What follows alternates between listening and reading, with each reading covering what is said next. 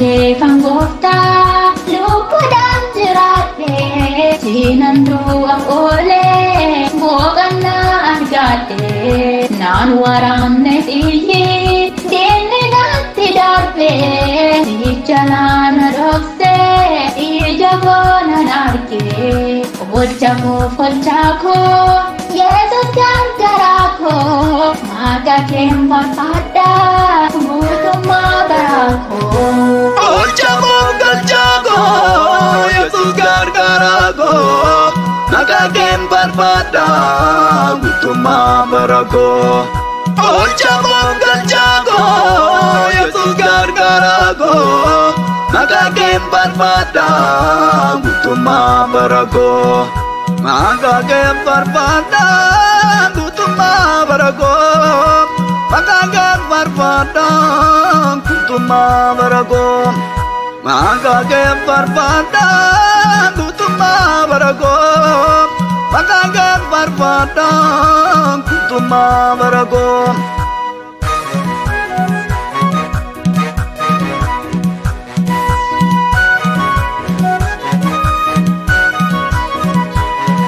Durse mataa koo michi koo guyyaa rakkoo oolmaas naaf ooltee naan ollee firri koo isaas naaf taatee naaf talee lammiin koo ba'aa koo hundumaa ofitti fudhattee qooda koo falmittee bilisaa na baaftee.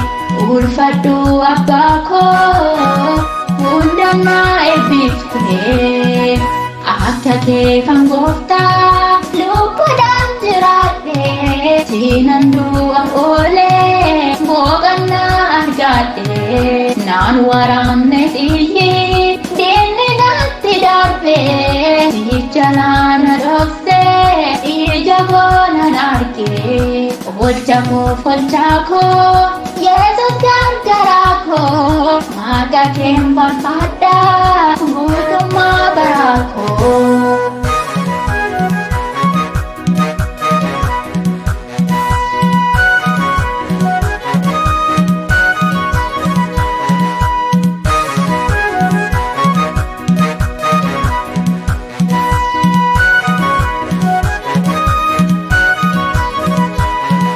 Wanta dhufe darbu laalee hin rafamu ati naaf gahaadha qalbiin koon hatamu arge gaarummaa kee dubbachuun jallisu jaalalli kee gooftaa aanan nan deechisu tuttuqee na kaasaa seena eebbisiisa.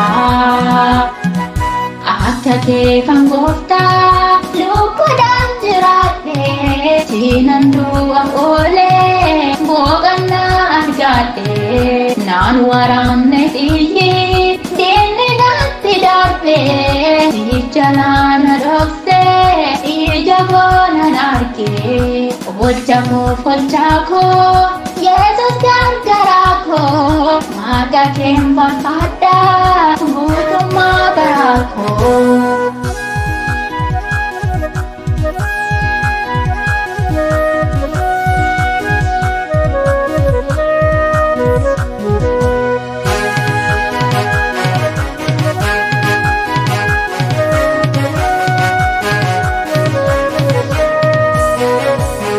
Yesusin afwayyaa birma gaalaloota garaan koo yeroo hundaa sumatti boqota.